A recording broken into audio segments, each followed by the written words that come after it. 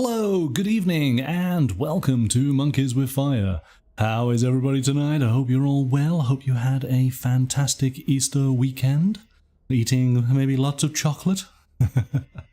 So we are going to do another deep dive on a role-playing system tonight. Which are we taking a look at?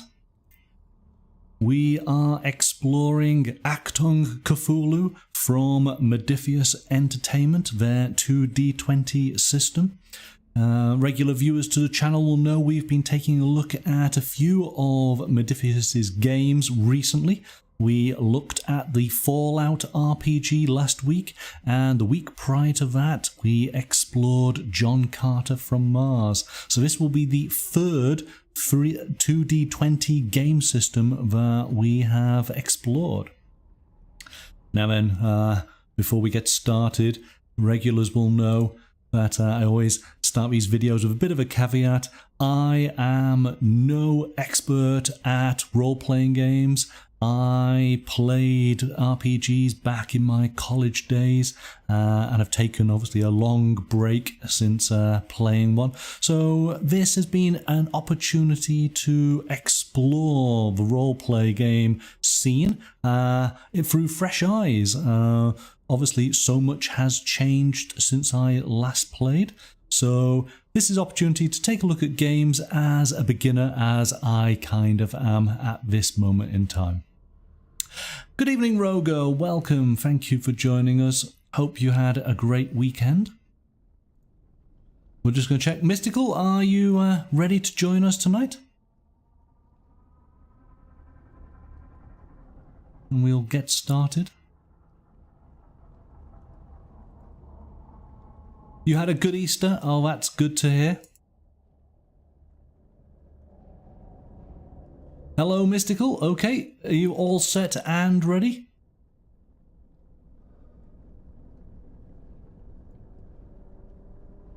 I'm having to do things a little bit manually tonight. Believe that some of the streaming software has gone offline.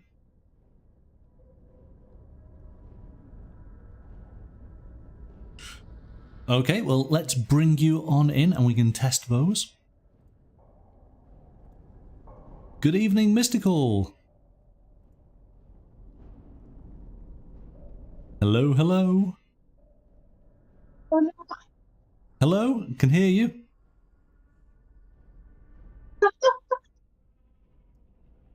I think you might be breaking up a little bit. No. Oh no, there you are. We've got you now. Okay.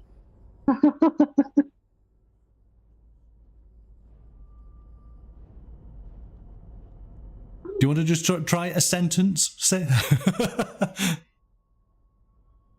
It's just working. Yes. My phone doesn't have a headphone jack using wireless. I can hear you. Can you hear me? I can hear you. You can hear me. Then I think we're working then. Oh. Can you hear me? Yeah. Yeah. Okay then. We're good to go then. Let's go. Let's go. All right then. Right. Well, let's jump to the other screen and we'll take it from there. Okay. So I have in front of me here the two core books, the Player's Guide and the Games Master's Guide. I believe that you can get a deluxe version where both of these books are contained as one, and it looks very impressive. It looks like a tome from an ancient library, which is in keeping with the setting of the game. So what do we have? Let's have a quick look. I mean, as we have been exploring the MODIPHIUS game systems, we are starting to get used to the high quality of presentation and graphic design within these books, plus also the copious amounts of detail that they contain. But these are wonderfully themed with beautiful artwork and lots of tables, which we like. So in this player's guide, there are 188 pages. And this is everything that, as a player, you might want to go through just to create your character and get an idea of the world that you're going to be playing within. But if you're going to be taking the path as the games master, you have a separate book, which is slightly heavier. We have 266 pages to it. And within here, there are many details on all the different types of adversaries you might encounter, both human and otherworldly. And it's of course giving you all the guidance you need to create and run your own adventures. So we're going to have a try of going through both of these. We'll see how we do. We're going to focus mainly on the player's book, I think. Alright, so of course, like with many game systems, they do make available a digital PDF, which of course is very handy. So that's what we will jump to right now. I love that they look like old magazines, Yes. like comic books. So Yes. Yeah, the artwork is beautiful, but then as is the design. And yes, it has that sort of pulp feel to it, doesn't it? Yeah. Which it is in sort of consistent with the sort of style of the game. So I've got my book here in front of me. Let us go through this. Just get ourselves started. Okay, here we go.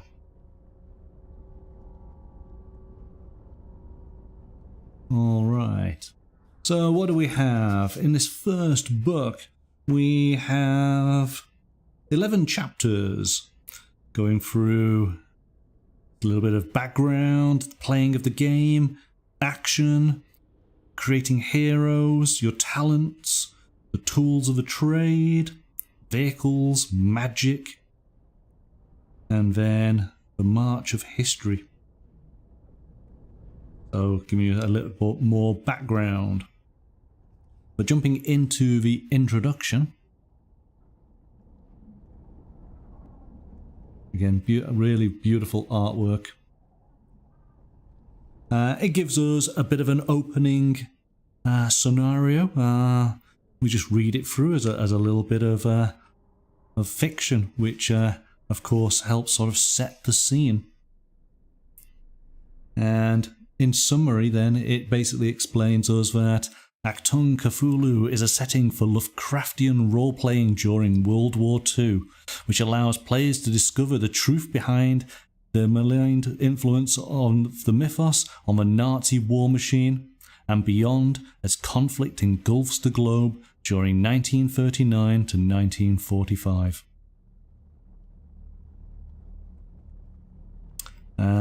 In this pulp-influenced world of brave Allied heroes and dauntless two-fisted adventure, players will take on the roles of Allied servicemen and women, secret agents, members of the resistance, or even hapless civilians caught up in the wider conflict.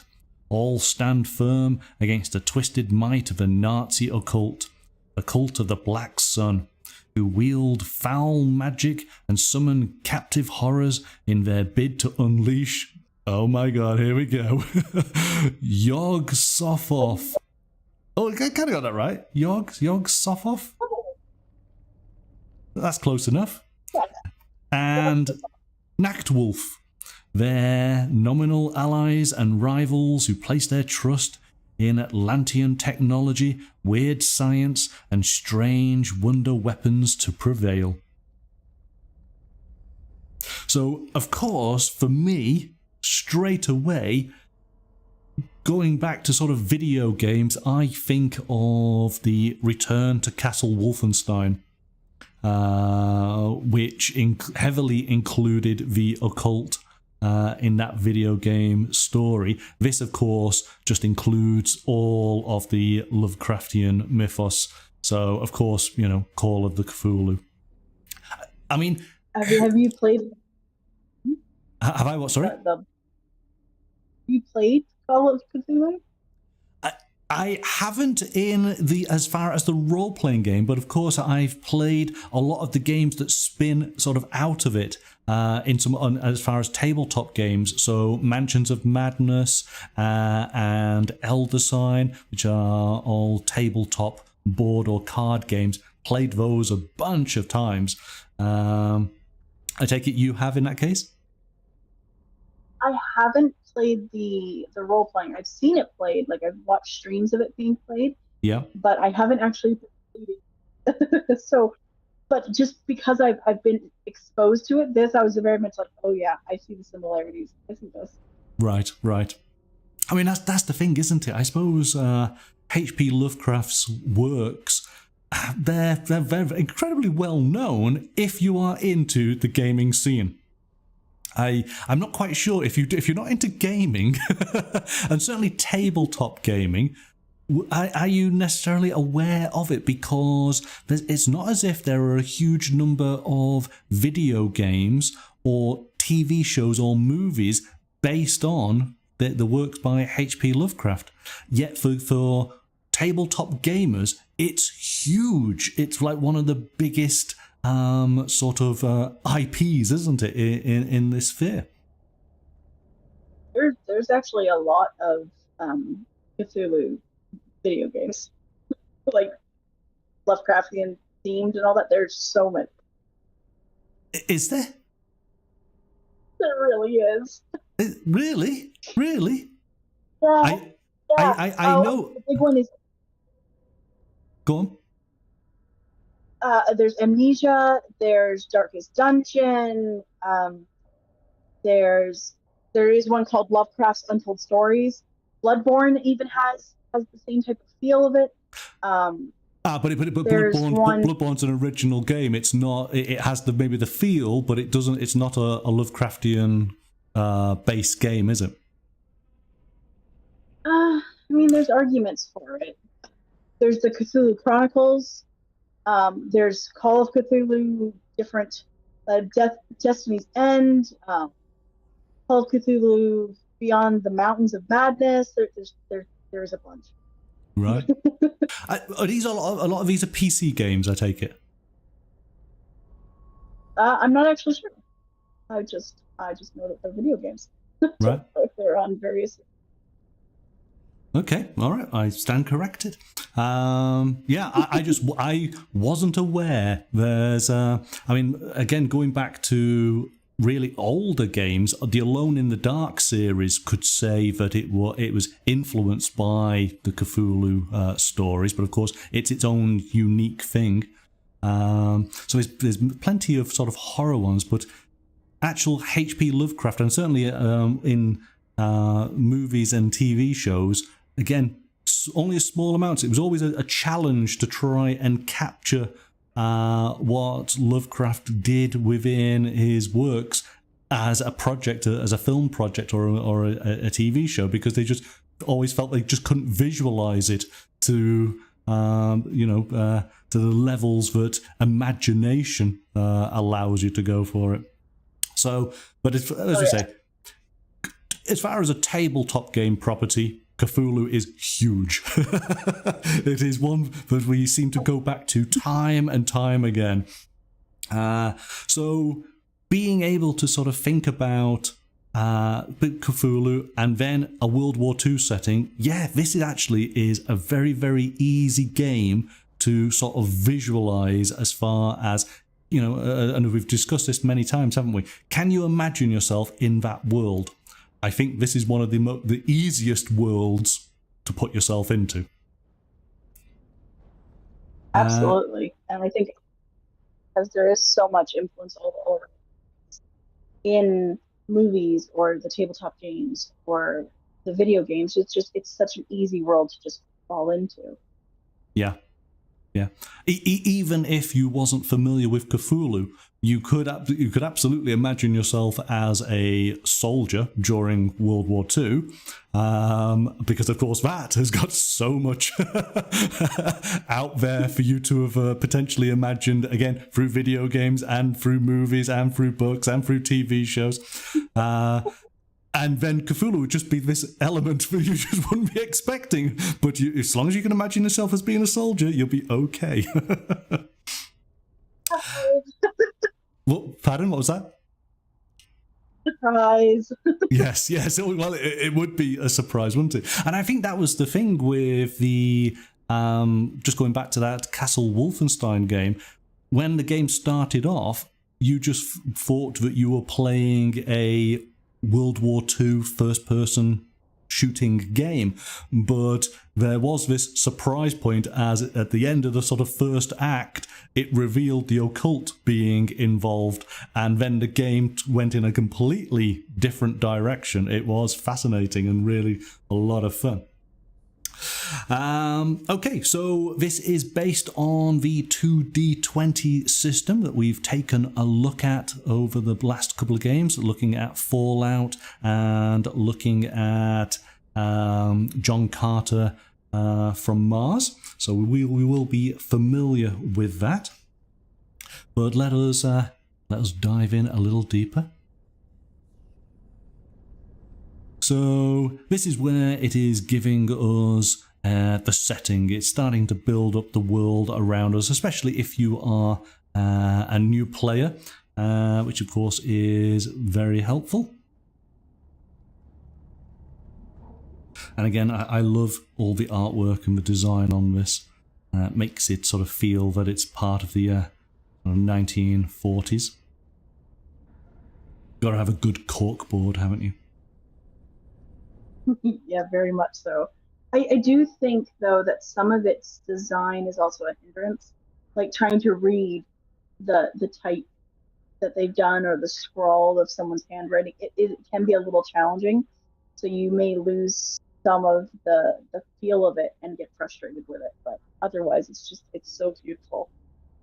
Yeah, but at least those elements are in the sort of picturesque sort of areas, as opposed to the main rules themselves, where they are all very, very clear. Yeah, but I take your point on that. It's different handwriting styles, different typewriters, just to try and give you that sort of feeling, isn't it?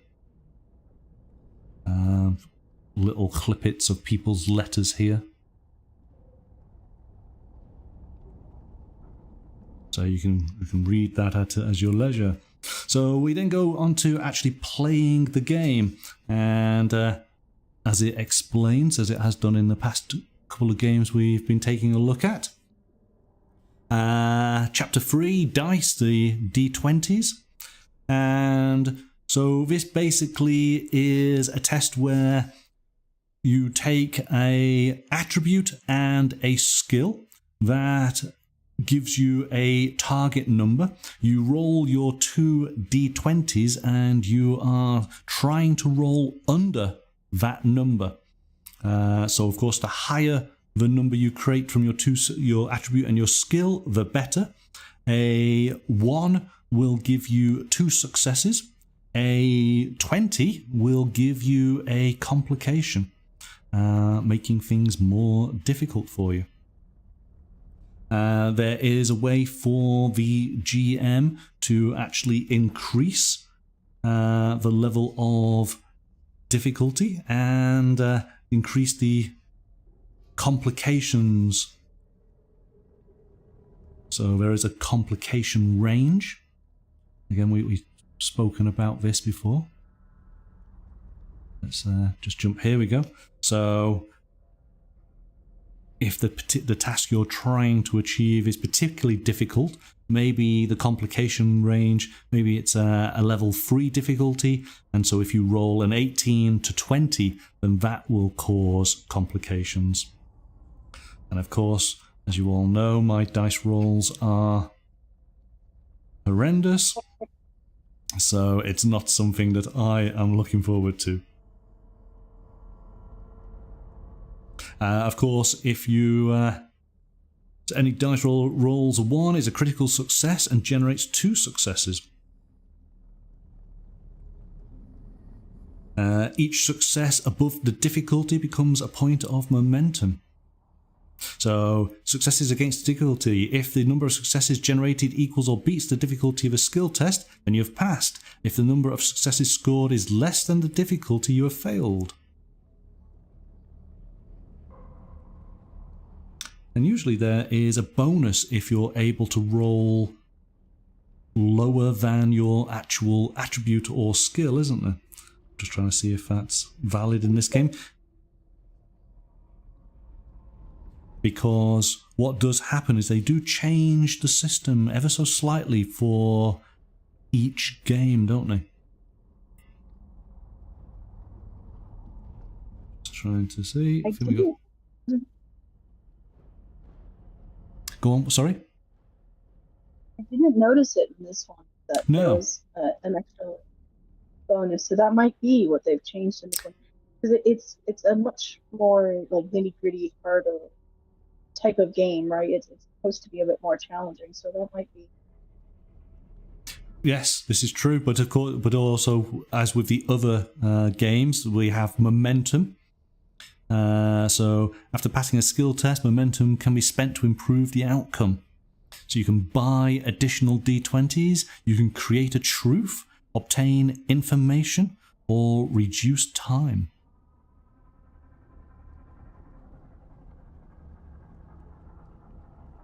So momentum is a something that we have experienced a lot in these 2D20 games, but we also have fortune.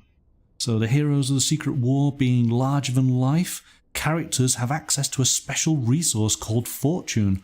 Fortune reflects their ambition, drive and luck, which goes beyond even that of ordinary men and women involved in World War II. So spending fortune points can be used to buy critical success, a reroll, an additional major action, avoid a defeat, or make it happen. You can immediately introduce a new truth for the scene. So, a bit more of a bonus there to help your characters be even more heroic. But of course, as we've experienced, the opposite to that is that the GM can generate threat. And the threat is used to alter scenes and empower NPCs. I think this is what balances out fortune, is having the GM have their own pool of something. Yeah. Yes, as it says here, strictly speaking, your characters don't know about threat, but they will have a sense of the stakes of their mission and any impending doom around the corner. Doom. Okay. Yeah, absolutely. Well, again, you know, the sort of the pulp feel of the game, you know, I'm pulling from sort of pop culture here, but of course, Indiana Jones is a pulp character, isn't it?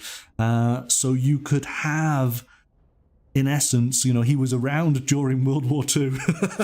As far as the character, he's up against the occult in many of his adventures. And there's certainly considerable numbers of Nazis, because as one famous archaeologist once said, Nazis, I hate these guys.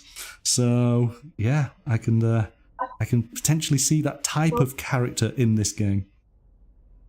Oh yeah, I think he'd be perfect to put into it. It would be so much fun to throw him into the mix. Oh. Well, then we'll keep that in mind. We will take a look when we get to the character creation and see, can we create a Dr. Jones within this system? I think we probably can. Okay, so we're looking at action. And as it starts, action scenes in Achtung Cthulhu embrace its heroic, pulp-flavoured nature, whether it's thrilling car chases, spectacular shootouts, or going toe-to-toe with the might of the mythos menace. Your heroes require quick decision-making and razor-sharp reflexes. Action in Achtung Cthulhu is fast-paced and enthralling, forming the beating heart of your adventures. So there we go. I mean, we essentially, that's just described an Indiana Jones movie, hasn't it? Yeah. So it is all about things being really fast. Distances, given everything's like close, medium, long, or extreme range. We have movement and terrain. Action order. Now, I believe you're able to take one major action and one minor. Let me just make sure I'm correct on that. So yes, minor actions, major actions. During each turn, a character can take a major action and a minor action. You can spend one momentum to take one additional minor action once per turn. So minor actions include aiming, drawing an item, your movement, or preparing. Whereas major actions is assisting a character with a skill test, attacking, casting a spell, catching your breath. So here we go, catch your breath. You take a moment to remove stress from your track or remove damage effect that you are suffering. So again, that sort of leans into the pulp nature of the game, doesn't it? That you're able to remove damage just by catching your breath. I've been shot, but I just feel a little bit winded. You know, if I just take a moment to catch my breath, I'll be able to jump back into the action, no problem.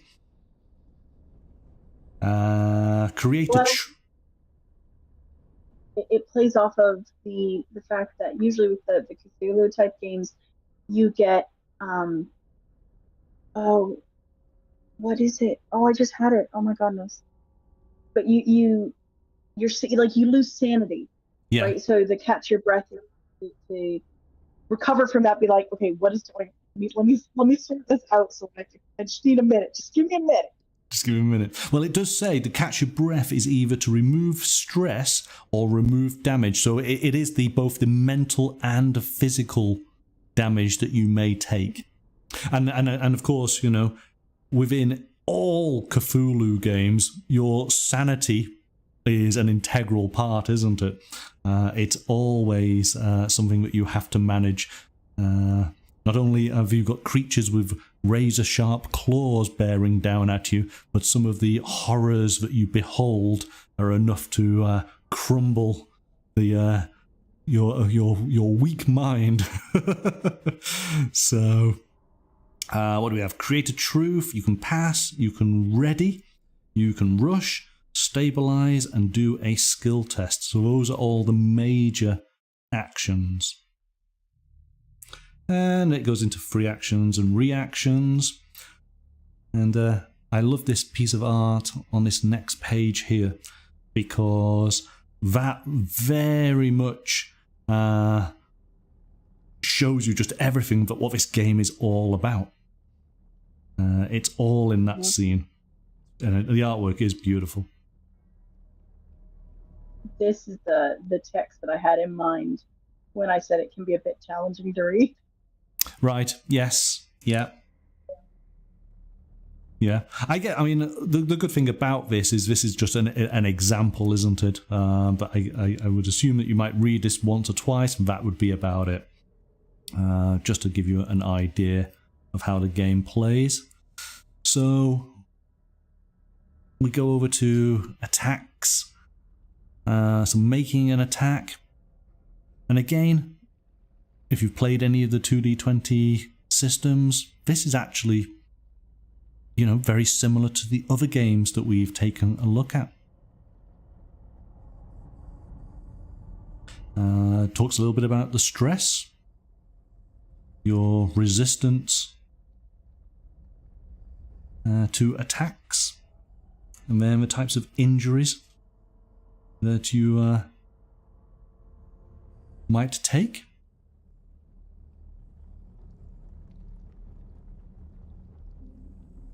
So you can go into a bit more detail on that.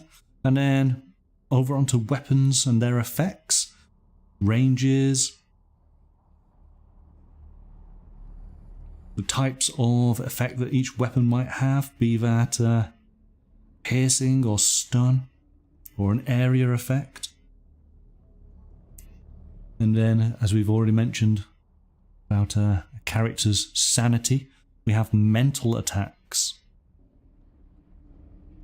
So in addition to physical violence, some creatures and characters can inflict mental harm on one another.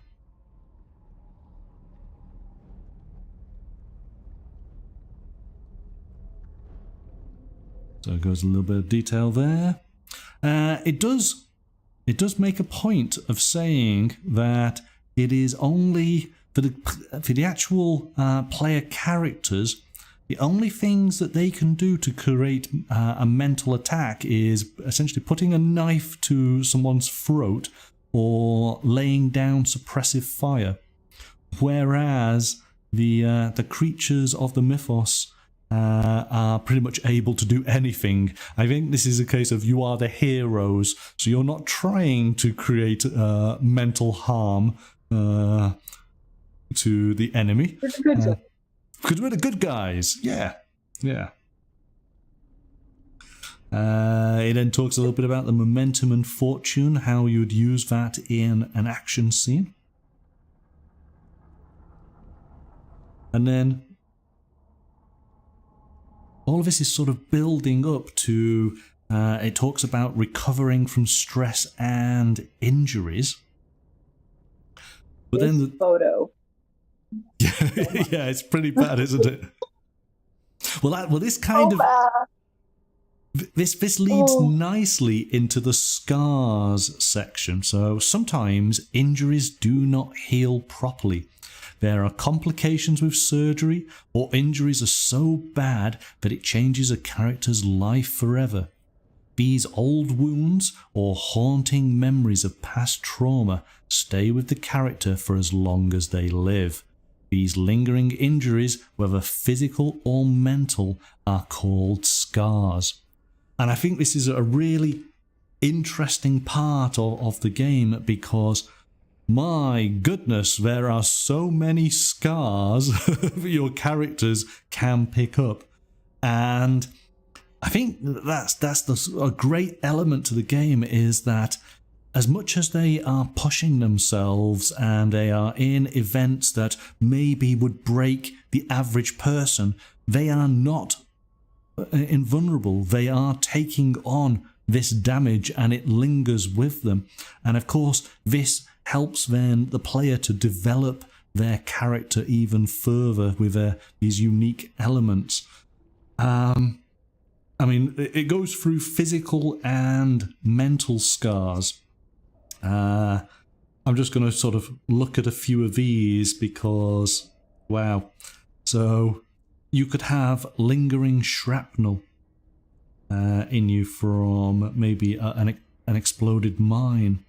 You could suffer from chronic pain. You suffered severe nerve damage when you were injured, and you now are forced to live with continual pain and discomfort. You've developed a drug dependency. Or you've got a bad back. I mean, I've got a bad back. Well, hopefully you've not been facing the minions of Cthulhu, I should hope. But Yeah, I haven't. I've just got a But the physical scars are dwarfed by those of the mental scars that your characters can... I was going to say collect. It's not a collection you want to have. This is not a collection to aspire to. But my goodness, believes they are someone else. Brief reactive psychosis. They faint or suffer from insomnia, hear voices, suffer from narcolepsy.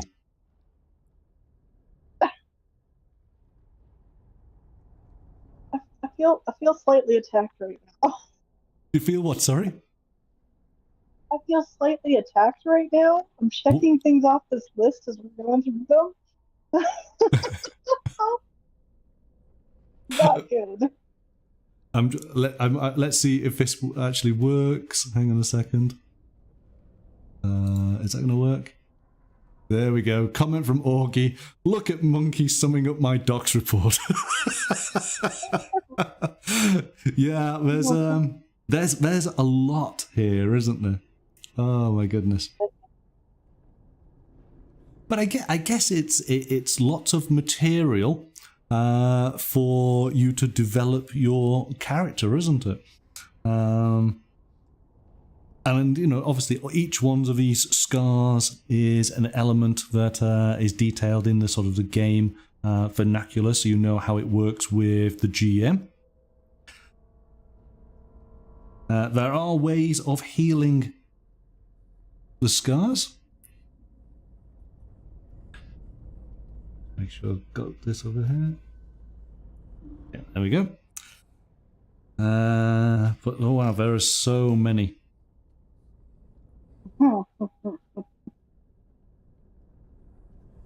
And then ultimately, gonna work. There we go. Fatigue. So yes, I'm sure that these heroes are going to feel badly beaten and exhausted after many of the encounters they have. All right, so we can then move on to actually creating our character. So we're going to keep it in mind. We're trying to create our World War II Dr. Jones. Can we do that? So there are only a few steps to this. So we have starting attributes, choosing your archetype, your nationality, your background, characteristic, and finishing touches. And that's all we need. All right. 10 points to anyone who remembers his actual name. Whose name? Indiana is not his name. No, it's not. It's Henry. Thank you. A lot of people don't know that. I'm like, why? Of course it's Henry. We named the dog Indiana. Okay, so then here we go. Let's jump into this. So we have a very clean character sheet there, and obviously there is a version at the back of the book for you to be able to photocopy to give out to players. So we basically start with our attributes, and each character has 6 attributes: agility, brawn, coordination, insight, reason, and will. And of course it explains how each of these attributes are basically how they are used. So for brawn, for example, is used doing melee attacks. Coordination is your ranged attacks. Reason is the ability to apply logic and intellect. Reason is used when casting spells. So each attribute has a rating, with higher numbers reflecting greater ability. Player characters, these attributes range from 6 to 12, with 8 representing the average. Some characters and creatures may have attributes higher or lower than this. Okay, skills. Each character is trained in several skills, rated from 0 to 5. Skill rating of 0 represents a complete lack of training, whereas a rating of 5 represents mastery of that discipline, with the character being amongst the best in the world at that field.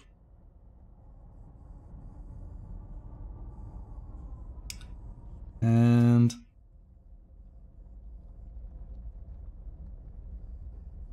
I just want to double check here. Ah, right, it does. Yes, just checking. Okay, so it goes through in some detail on this. Okay, so basically, we're looking at the various skills, and it's giving us all this information sort of ahead of time so we can get an idea of what's available before we actually get to the point of creating the character. So, academia, that's probably going to be quite important. We also have focuses. So skills are broad, covering several fields of expertise within one discipline, whereas a focus allows a character to specialize, and each skill has several possible focuses that a character can learn. So focuses increase the chances of a character critically succeeding on a skill test. If you have a focus such as fighting free handguns, any roll of 3 or under earns 2 successes. So what it does is it improves the lower area of your dice roll, just like the complications. They had a range. Focuses are a positive effect on the dice rolls in the lower area of the roll. So, oh yes, so academia, we can have art, we can have the occult, we can have history. Well, we've got the skill there. We've got it there. But when we have athletics, engineering, fighting, medicine, observation, persuasion, all of these breaking down with multiple focuses. Resilience, stealth, survival, tactics, and vehicles. So there's quite a few there, wasn't there? We then have the truths and scars. So characters have truths that define key elements of their personality or physicality. A single word or short phrase that describes a fundamental aspect of who they are. So we'll look at that in a second. But then, of course, we also have their scars, which we we did take a look at before. We have talents. So a character is more than the sum of their parts and attributes. Skills and focuses alone do not give the full picture. These larger-than-life heroes also have heroic edges called talents. So there's lots of little elements, isn't there, building up these facets to the character. Then we have fortune. This represents your character's good luck or fate. We have equipment, languages. I think that's an interesting one, and of course it's very relevant to this setting. We have stress. Any injuries? So that gives us lots of elements, and then we jump to actually creating the character. So the way we do this is we have those 6 attributes: agility, brawn, coordination, insight, reason, and will. And they all begin with a rating of 6. And our skills all start with a rating of 0. Attributes can be raised to a maximum of 12, while skills can be raised to a maximum of 5.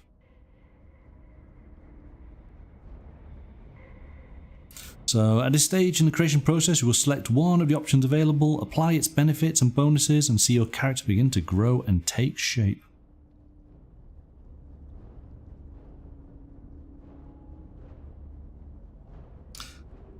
So yes, essentially everything starts as a 6. So then it is a case of choosing what archetype you are going to be. And we have everything in the next page or so. So let's take a look. Let's see what we get. So we have a boffin. This is, I suppose, 1940s British speak for somebody who understands engineering or sciences or technology. A boffin knows how things work. And so as you can see, what they're able to do is, on their attributes, we get a +1 on their brawn, +2 on coordination, +1 on insight, and +2 on reason. So already we've started to have those boosts. We have pluses onto the skills, which is unique to their character. And then focuses. Choose any 2 focuses from the engineering, medicine, and vehicle skills.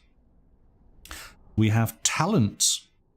So down at the bottom here, so we can choose 1 from the list below.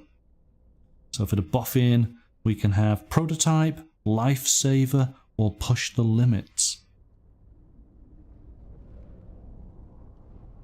I like the little call out at the top of the character image. Play the boffin if you want to do. Be the smartest one in the group. So this is cool if you're just looking through and you want to get an idea of, well, is that a character for me? There it is in just a couple of bullet points, which is quite cool. It is helpful because then it sit there and read the entire thing. You can just be like, oh, let me read that. No, that doesn't sound like it interests me. Maybe that one, and you can narrow it down a little bit easier. Yeah. No, that's really handy. So we have the boffin. We have the commander. Okay, commander is a master of being able to see the bigger picture and marshal the troops and resources at their disposal. So you play the commander if you want to be the leader of the group. We then have the con artist. So play a con artist if you want to fool your enemy and wear incredible disguises. I mean, that's quite cool. But of course, we have potentially a singer at a club depicted. Of course, she was possibly a spy. Would a con artist work as a spy? I mean, why not? It says they're skilled in manipulating others, able to intimidate, seduce, persuade, deceive. So yeah, why not? Yeah, that's kind of the way. Unless it actually gives us a spy, then I think the con artist is probably the closest one. Grease monkey. Play the grease monkey if you want to be an expert in vehicles, can build or fix just about anything. Fly planes, operate artillery, and give chase in fast-paced pursuits. So, then we have the infiltrator. You want to wage war from the shadows.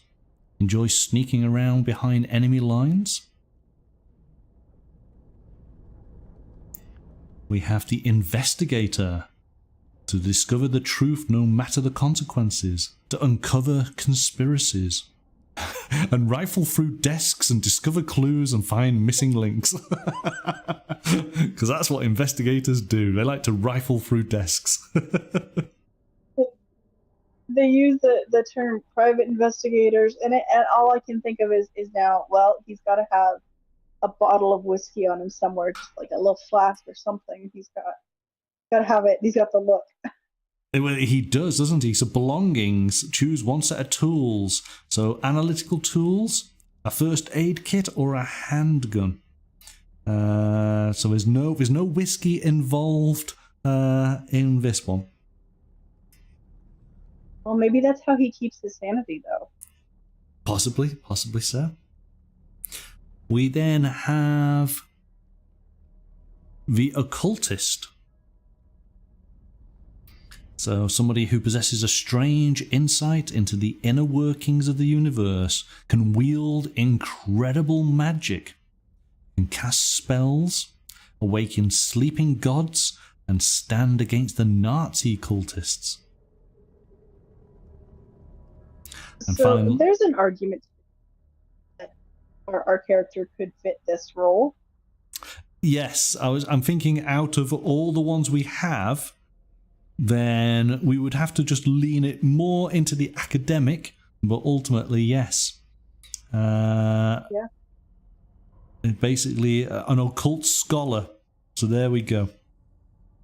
I think that probably... that pretty much defines what he is, though.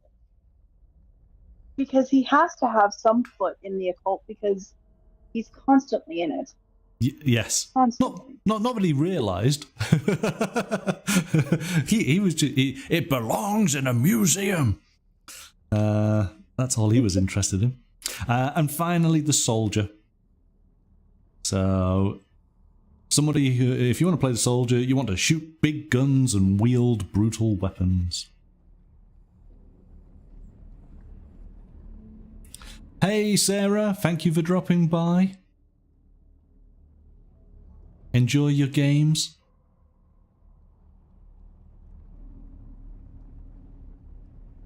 So there we go. Those are the 8 archetypes. The boffin, the commander, the con artist, the grease monkey, the infiltrator, the investigator, the occultist, and the soldier. Which one stands out to you, Mystical? Which one would you be? See, I'm torn between the con artist and the occultist. Right, okay. I like the infiltrator. I think that'd be interesting. But again, and Roga's gone for infiltrator as well.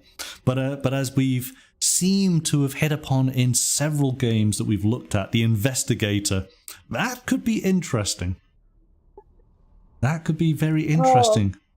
The investigator feels the one character that might be slightly out of place because this war is going on around them.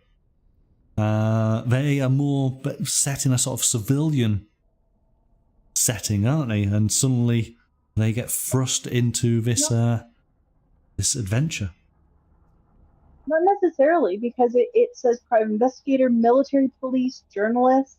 Oh, yeah, okay. So they don't have to be out of place. It just, I guess it depends on how, like, which setting you decide to take, whether you're more in a city or whether you are more out where you're going to have more open combat and stuff like that. Yeah, no, good point. Good point. Military police versus someone you have to private eye.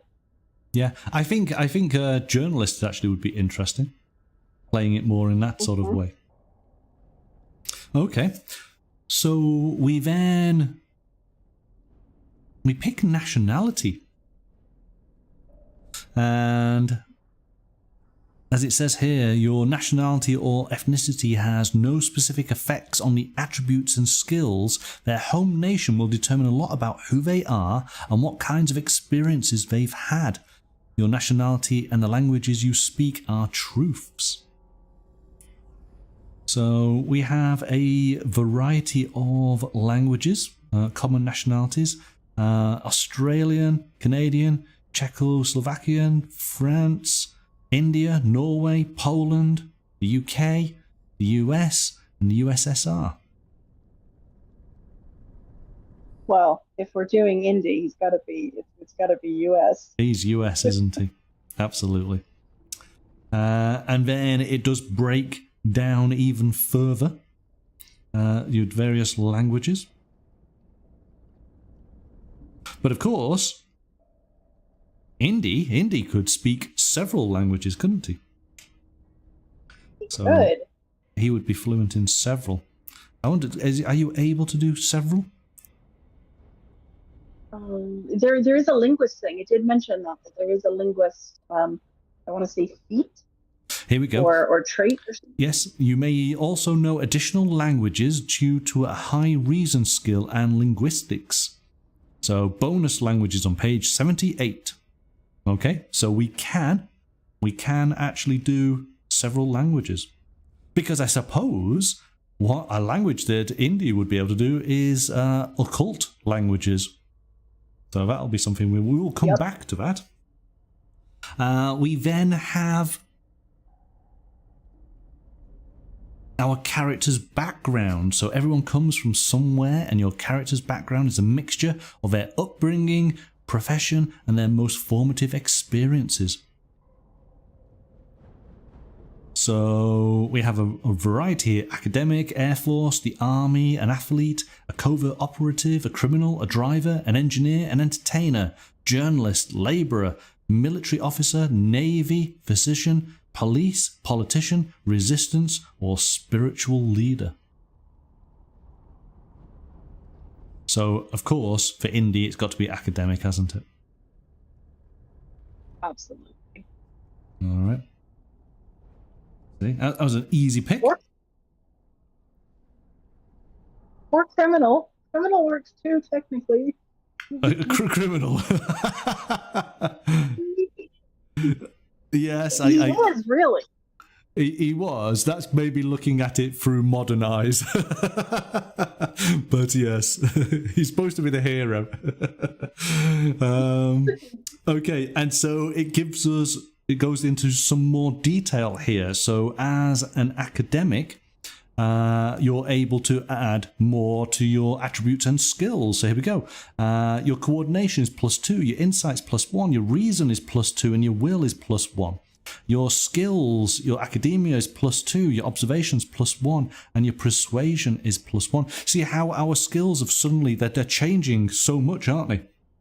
From those initial base, it was a base of 6 for the attributes and 0 for the skills, and already these are building up.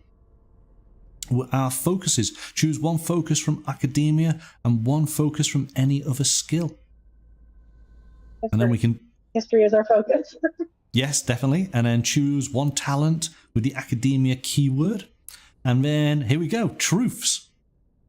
We are a doctor of, a museum creator, or a professor of. We are definitely a professor. We're definitely a professor, yes. Okay, but we have details on all the other backgrounds we just mentioned. So the Air Force and the Army and the athlete. And again, we can see how they improve and increase our attributes and skills.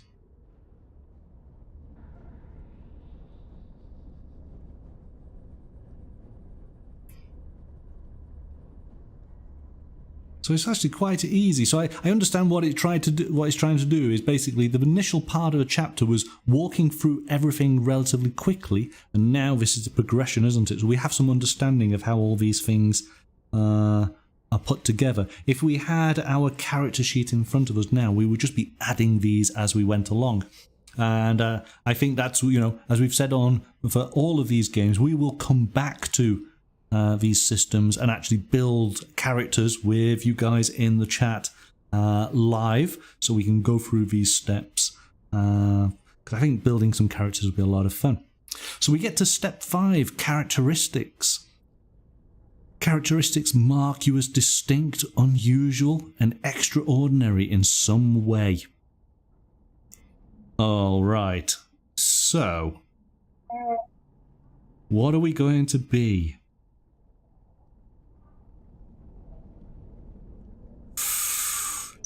I see 3 that stand out to me. Go on, that then. fit. So obviously bookworm, because but also, yeah. I was going to say we could do that. That's the easy one, but that's making maybe our indie far too academic. Because, of course, he has that flip side. He's a bit roguish and charming. He can handle himself in a fight, and we need to boost that element of him up, don't we? He could be the lucky one, because, he a lot of that is luck. There we go. Roger's saying he was more action than books. You see, I'm gonna go and say maybe he should be street kid. So as we flip, I can't do street kid because that just makes me think of short round. Thinks of what? Sorry. Short round. Oh, short round. Okay. I think it's referring to more how he grew up on the streets, and that being the case, he's got that sort of common sense, but also, you know, a bit of street brawn. He's been in a few scuffles, you know, and that being the case, yeah, he can hold himself in a fight. So as it says here, it's a +1 to his brawn, +1 to coordination, +1 to reason, +1 to resilience, survival, stealth, and +1 to any other skill except academia. Okay, which is kind of good for us in this instance, because our academia score probably is quite high. So we want to improve his sort of physical attributes more than anything else. So maybe that'd be one. But let's have a look. Look, the lucky one. Yeah, +1 on agility, brawn, and will. +1 in athletics, tactics, and +1 to any other 2 skills. So we could use that as well. Yeah, I'm thinking that I'd go with the street kid for him. I think that'd be indie. I mean, we saw him jump up and down a circus train, so why not? Well, I mean, as long as you don't describe him as someone who grew up on the streets, because he didn't. That's not how he. No, but I think I think he's streetwise. I think that's what it is. Yeah, but he's possibly streetwise from an element of privileged. You know, the types of streets he were on. He was like in Cairo, and because he travelled all over the world, didn't he? So. But here's the thing, though: is he streetwise, or was he just friends with the right people who were streetwise? Well, maybe so. Maybe so. That pointed towards. I guess that's what makes him such an interesting and compelling character, is that he does have 2 sides to him, doesn't it? You know, we see the professor side just ever so briefly. Everything else is all about adventure. Okay, and so then finishing touches, final values. So after selecting your archetype, a background, a characteristic, you should have the following details. We have our truths. That's it. Yep, we have our friend there. So we can, if we have a character who is part of the occult archetype, then they have the ability to be able to use magic. So it goes into a little bit of detail there with spellcaster attributes. Bonus languages. Here we go. Your character will have a first language, but may have several additional languages, largely determined by their nationality. So we have to refer to the table. So reason score 9 to 10 or 11 plus. You can have 1 or 2 languages. Additional language, up to 3 additional languages if they have the linguistic focus. So these do not have to be languages spoken currently, and can be dead languages such as Latin if you wish. Potentially useful for reading arcane tomes or manuscripts. Alright, so yes, we can do that.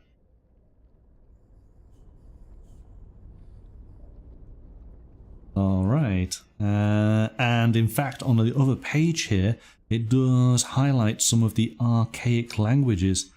Atlantean, Ancient Greek, Latin, Ancient Egyptian, Runic, Ogham, Hebrew, Aramaic, Old Norse, and Sanskrit. Wow, if we could only have 2 additional languages, Indiana can read most of those. I think we're going to find him a little bit difficult to create. Well, I think the 2 that we'd probably want to go for would probably be Latin and Hebrew. Yes. Yes, yes. Yep. Resistance. I used to know how to read Hebrew. I could read it. Yeah, I used to be able to read it and understand it, because a lot of my friends growing up were Hebrew, and because they went to Hebrew school, and that when we were in the after school program after school while we waited for come pick us up. They taught me, just Right. like they would learn in Hebrew school, put me through it. So I used to be able to write it and read it. Couldn't speak it, but I could Yeah. write it and read it. Oh, fantastic. That's cool. That's one of my regrets in life. I've never been able to learn another language. I always wanted to do that. Unfortunately, I think it's something that it's better done when you're younger. So, okay, and so we finish off then with giving our character a name and adding to their sort of their personality and appearance, personal belongings. And of course, on the other page here, it gives us an idea of a completed character, Sarah Walker, who is an Australian corporal of the soldier in the army. Okay, so... Oh wow, she got a dog. She's got a dog? Got a companion dog? No. I think this will be when we look through the talents, isn't it? I don't think we've done that bit yet. Yes, because that's coming up. It's coming up. Okay. And then this again is interesting here. Character advancement. So when we obviously gain experience at the end of our missions and we're spending it to improve our attributes, we can retrain, we can adjust our truth and scars, but we get medals and promotions, ranks and decorations. Of course, it then explains the different sort of organizational ranks within various military organizations.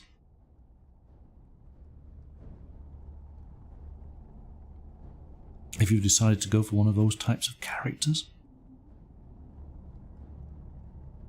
And then we have our medals, military medals and secret war decorations.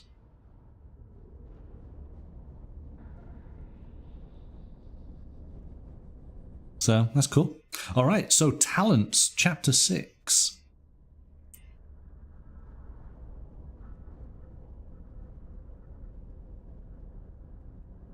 So it does say here that depending on our archetype, certain talents are available to us. And basically it's going through, so we will have had some of these mentioned in our archetype, so we can jump straight to, we looked at book smart, didn't we?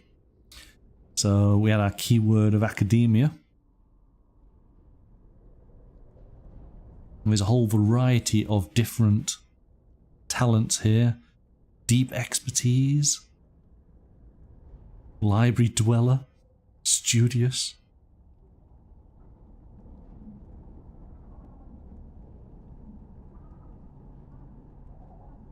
And again, it's great because there's just so much to choose from for each of the focuses that you might have gone for.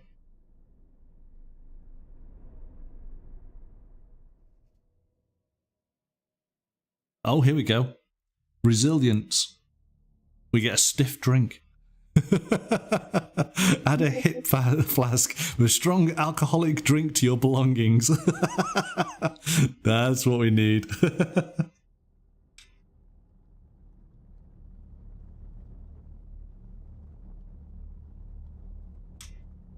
I knew it had to be in there. It had to be, didn't it? Yes, had to be. And here we go. So under your survival, we have the dog. Loyal companion.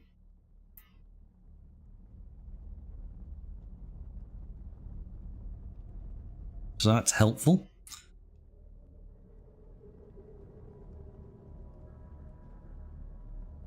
And then we go to...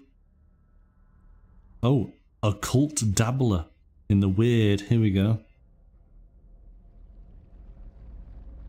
You've dabbled with occult forces beyond your comprehension. You are now a spellcaster of the dabbler practice. I mean, it fits. It fits. Well, but that's the thing. I think Indy was always in some form of denial. As much as these things happened around him, he didn't truly believe, did he? He was always on. More. Yeah, he came more from, you know, the book side of it rather than the belief side of it. Yes. He wanted empirical evidence, but he could never sort of discount his experiences. But, yeah. Okay, so tools of the trade. Oops, too far. We basically going through the various weapons that we can have. And I guess, for the most part, if you are familiar with playing any, I suppose, of the older World War II themed Call of Duty video games, then you might be familiar with a lot of these weapons, because I guess that's the thing, isn't it? We're kind of reasonably educated as far as types of weapons, because of video games have just done it so many times. So I'm going to assume in here, before I even get to it, we'll have is it an MP40? And is it a Browning machine gun? Probably. And a Springfield? Yeah, because let's take a look and let's see what we've got. So we have handguns, various pistols. Oh, hang on. Let's go across. There we go. So we do have exotic melee weapons, swords effectively, but we jump straight to handguns. I want a whip. I want the whip. You want a whip? Oh gosh. Will it include that? Well, hang on. It would be part of the melee weapons, wouldn't it? So we got the bat and the bayonets, fighting knives. Might have put it in there. It's not included.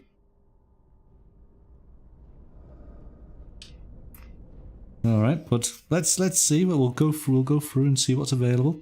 We've got our different handguns, and the great thing about it again is you can just type in the names of these guns and you can just find them online, because these are all accurate guns of the time.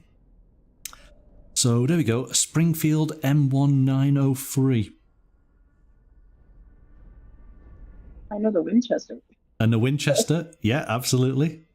Yeah. And then here we go, the Bren machine gun for the British Army.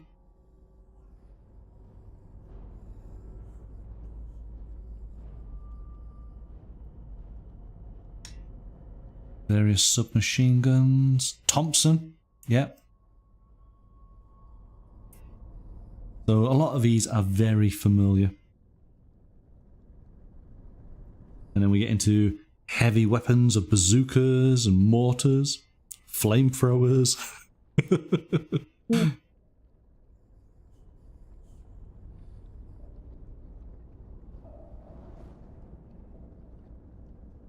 Oh, okay. Various grenades. And then exotic ranged weapons, bows, longbows and crossbows. Just give me the whip. There's no whip. There's no whip. I think you'd have to have a conversation with your games master on that one. Yeah, let me have that. Let me create it. I'm sure I can. Well, otherwise, he's got to have a pistol.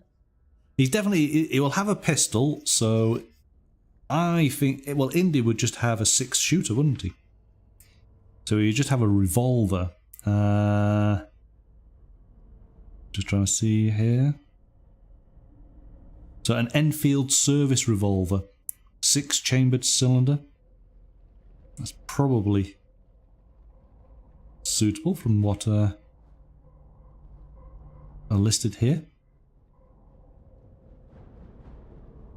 Because it wasn't a fancy gun at all, was it? And that's actually pretty much just a revolver. That's pretty much all he uses. So, well, there is a difference between a revolver and a six-shooter. A six-shooter was slang for a revolver that had a six-cylinder chamber, but a revolver in general could have different number of chambers. So it's just because it is a revolver does not make it's just because the text is saying here 6-chambered, so I'm going to go with that. It's actually the only one that says that it has 6 chambers. I'm assuming that maybe some of the others might actually have... Oh, it's interesting. Yeah, I think actually, you could sit down and do a little bit of research on that and take a look. What do we have? Armor. Well, Indy never wore any armor. Oh, leather jacket, that's as good as it gets. He wore a leather jacket. We could give him leathers. You can have some leathers, yeah. Skill kits. Now then, ritual tools or analytical tools. I think that's what he could have. Maybe it's a pouch with sort of, I don't know, magnifying glass and some sort of brushes and files for clearing things away. I think that's what he might have, mightn't he? Well, let's see. What does it have? It's got chemical testing on the go, different compounds, reactions for forensics. It's not quite that, is it? Let's have a look at what ritual tools offer. So, blade instant. Yeah, it's not that either, is it? God, don't make this hard for it. Yeah. I think, well, I'd be more inclined, I'd go with the science. Would we go with the science side? Or actually, no, it's got to be the occult side, hasn't it? Yeah. Yeah, I think we might have to lean in more into the occult side to make him work. But then we have other equipment here. Cameras, ration packs, uniforms. Covert equipment. What's a Gilhoonie? It's a Gilhooey. A Gilhooey even. Wow. Supplied by the OSS, the Gilhooey is a contact paper printer that can fit into a briefcase to reproduce letters, documents, and charts.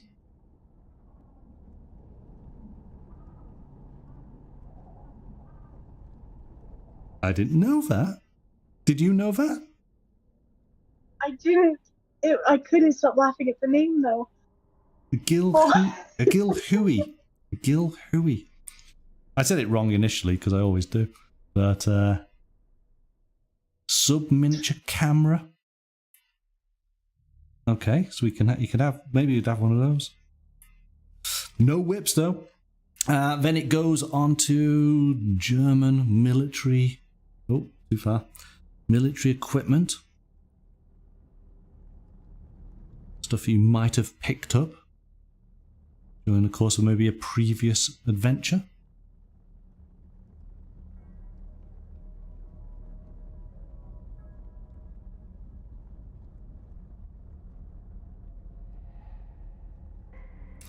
Amberdern, in other words, a manually operated photocopier. Yes, there we go. Was you aware of that particular device?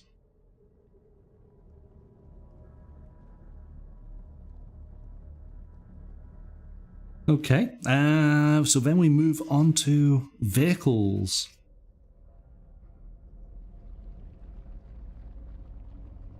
You've never heard of it. Yeah, that makes 2 of us then. So again, because it was telling us all about fast car chases, wasn't we, through European towns. So let's see what types of vehicles we possibly could get beyond the obvious. But it's got rules about ramming and vehicle stress, repairing vehicles. But what do we have? Oh, here we go. So we have tanks. There's always got to be tanks. Mm-hmm. So we've got a Churchill tank, and the M3 Stuart, and Matilda.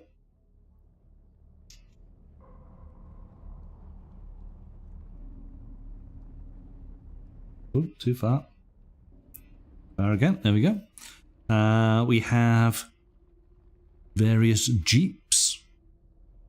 But I think these are the British Jeeps. These are, yes, I think these are British vehicles to start off with.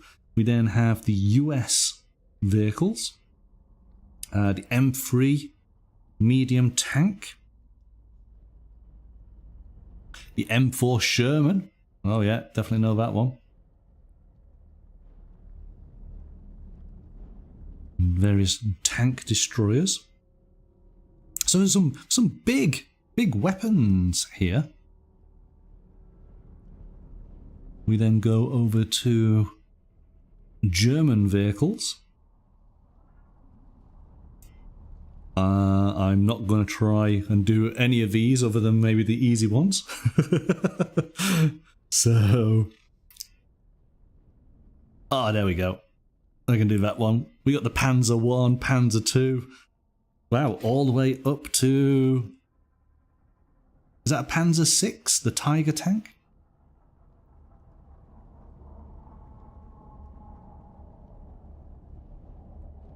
The Panther is 5, Tiger is 6, yeah. Yeah. So this is interesting. It's over-engineered and self-destructive. That's its truths. Does it actually explain that a little bit? Here we go. The drawbacks to the Tiger's heavy armor is that the suspension and gearbox are prone to breaking down from strain of the extra weight.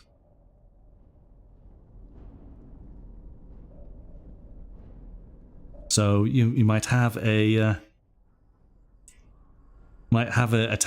tiger in there, but maybe it's immobilized.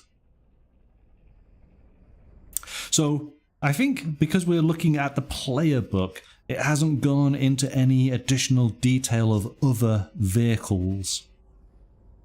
Because of course... Oh, did that say? Ah, yeah. I was looking here to try and find a... Oh, hang on. We actually went past it. And this is, at least this is a name that I could have said. So a BMW R75 with sidecar. That's what we want. So yes, we can have a motorcycle and sidecar. That's cool. Okay, we're making this happen slowly but surely. All right, so moving on from vehicles, we get to magic, and it's eyes only. And this is, again, this is the interesting sort of element, isn't it? So it is whispered. What eyes only? Well, ours, we have clearance. We are allowed to look at this chapter. So it's been whispered that some on the Allied side have sought to fight fire with fire and harness the dangerous power of strange and unworldly powers to combat the rise of the Reich. So it goes into more detail on how to start spells, casting spells, the types of magic skills,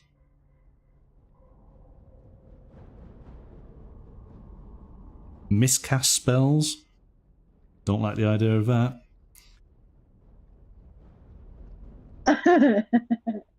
I feel like we would definitely be like dabbler. Are we a dabbler? I think so. The character might stumble upon occult knowledge, perhaps an eldritch tome composed by some maddened scribe. I feel like that fits. What type of spell do you think Indiana might learn?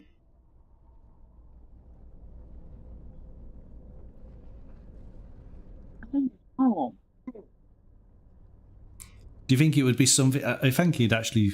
I don't think he would choose it. I think it would be something he would come across, and it would get him out of trouble, and that would just be the one spell that he probably would know.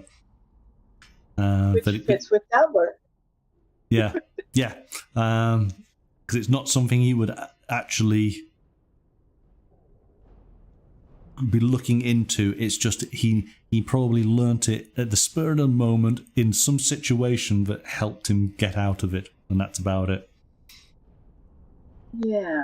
I could imagine it could be something like essentially a lockpick. Something that he's able to basically, magically unlock doors. That's the type of skill Indiana Jones needs to have learned at some point. A ward spell provides protection or restoration or inflicts stress on any creature whom within range of the protective aura.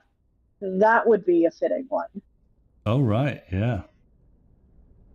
That could be one that he stumbles across, and he's flipping through and he goes, oh, this will work. Yeah. So what do we have? We have battlefield magic, and then it starts to go into more detail. So Celtic magic and various different spells. This is something that we haven't really experienced in the other games, because of course they've not really had a sort of spell casting element to them.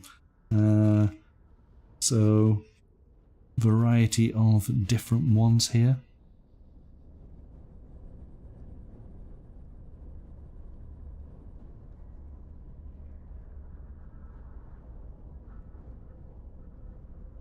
And then we have Runic Spellbook. So this is drawing their powers from the ancient Norse and Germanic mythologies. So maybe we need to look and find something that's more appropriate. Oh, this is interesting.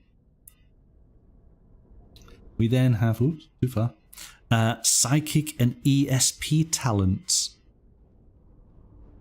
So the US, lacking the magical background of its European allies, turns to research into psychic, paranormal, and extrasensory powers to counter the threat of the Nazi occultists. Ah. That's quite cool. I like that.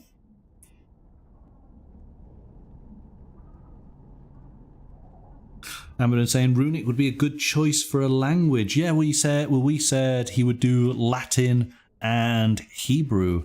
So it depends if we have something.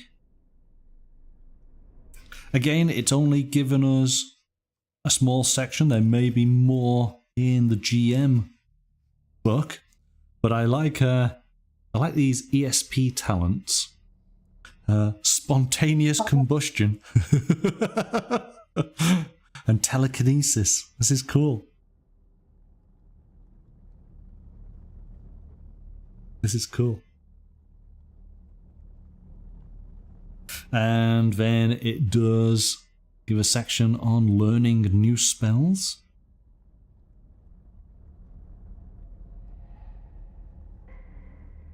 Which is no easy feat.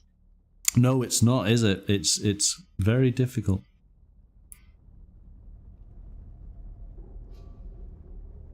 So here we go. A traditional spell. Go on, sorry. I think it's a cool concept to make it that the magic it is so hard to do, and that because in a lot of these TTRPGs you have magic used freely, and it's a game that when it does incorporate magic, it's like, nah, this is not going to be so easy. It's not going to be a walk in the Yes, because I think that's what seems to be evident in this, is that this game is actually quite grounded within this, Second World War setting. So the heroes are essentially just ordinary people. There's just extraordinary things happening around them, and because they are in that world, it means they do have a little bit of access to that, but it takes huge amounts of time and perseverance to actually gain some of that. As you say, in some of these sort of fantasy systems, well, magic is every day, isn't it, for everyone, potentially, So, yes, this does make it a lot harder, which is great. Look, that could be indie right there. Yes, well,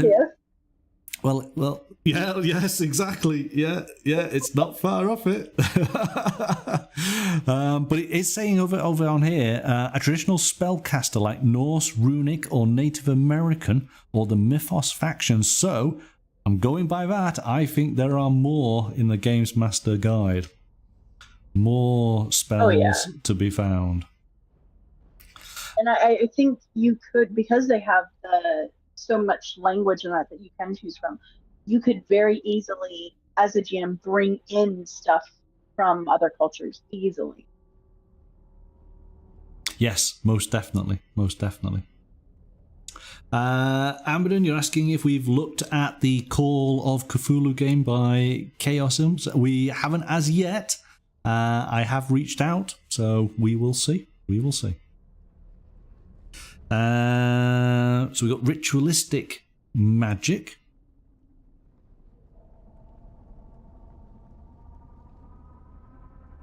There's quite a lot here, isn't there?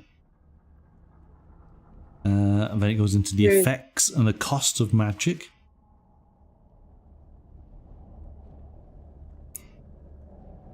Oh, there we go. Greater sacrifices are sometimes required. Human sacrifice.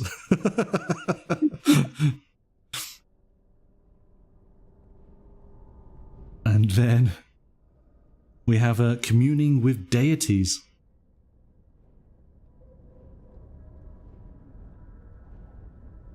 So, yeah, it builds up pretty quickly, doesn't it? Oh yeah.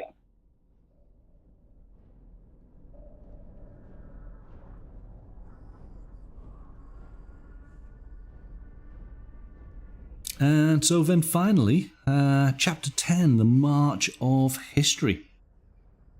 So we've spent all of our time learning about how to actually play the game with our skill checks. We've created a character. We've given them their truths and their scars. We've given them weapons and equipment. And now it's basically giving us more background into the world, telling us about the different nations and where they sort of stand during this time period and what has occurred.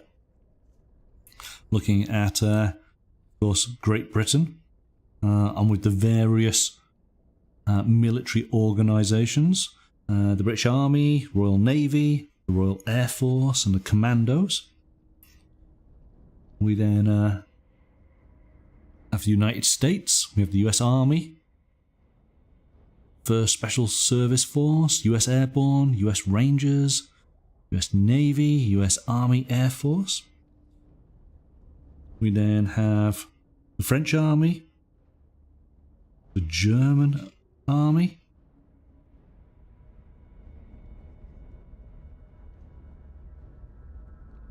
and then it goes over to spying, so British intelligence, US, oh, we've gone too far, US intelligence, German intelligence, and then the French resistance. And then just providing more information about supporting roles. Entertainment, women in the war effort. So within the military and civilian roles. So it's just given us lots of background for the setting of World War II. And then these are giving us NPCs within the British forces. So a whole variety. Of course, this breaks down then British, US,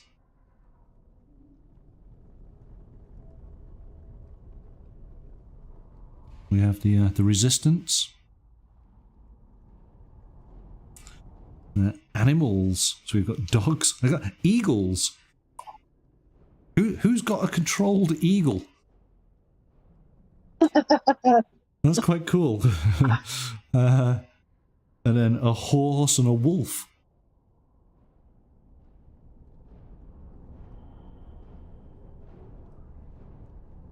And well, it did do part of the backgrounds. It was Native Americans, right? So yes. that Yes. would. Ah, that's interesting. Yes, that'd be cool. And then finally we have the appendices, which gives us the character sheet. As I say, we'll print out a version of this, so that you guys will be able to join us on a future session where we'll create our unique characters. We'll go through the whole process. See what characters we can come up with. So there we go. That's pretty much, well, that is it for the player guide. And that's just one book. We do have, as I say, there's the Games Master guide, which will go through in more detail all the different types of spells beyond what we just looked at. I'm just having a quick flick here. My goodness. Yes, there's lots of interesting spells. There's lots of armor. There's lots of weapons. And of course, there are the various organizations within the Nazi forces, telling details about creating non-player characters. Yeah, there's a lot of stuff there. So, could you see yourself playing a game of Achtung Cthulhu? Oh yeah, for sure. Yeah? Oh, yeah. Do you think, would you be going down that Indiana Jones path? Or do you think you'd try something different? Maybe, but I think maybe something different though. 'Cause I really liked the idea of the con artist and that. So maybe Right. going after one of the side characters from an Indiana Jones movie. That would be fun to build. Yeah. Amberden, you're saying yes, that you would you'd have a go. You'd be the type of game you might play. So do join us then on a future stream when we create our characters. Like I say, we'll guide you through each step. We'll all be doing it together. I think that'll be a lot of fun. We'll see what group we are going to create. Right then, well, that brings us effectively to the end of tonight's show. Thank you, as always, Mystical, for joining me. I believe you'll be joining me again on Thursday for a tabletop game, which I am very much looking forward to playing. I played it over at the weekend, It's a lot of fun. I think we're gonna have a great game. It looks really fun. Yes. Oh,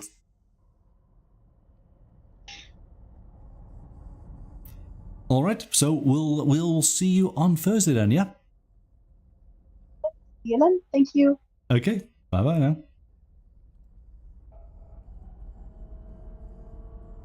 Okay, well, thanks to Mystical for taking a look tonight at Achtung Cthulhu from MODIPHIUS Entertainment. Very much enjoyed exploring that game. As I say, we will be creating our own characters on a future stream, so be sure to join in for that. I think that's going to be a lot of fun. We will be playing a game on Thursday night from 7 PM, so do join us for that as well. But until then, bye for now.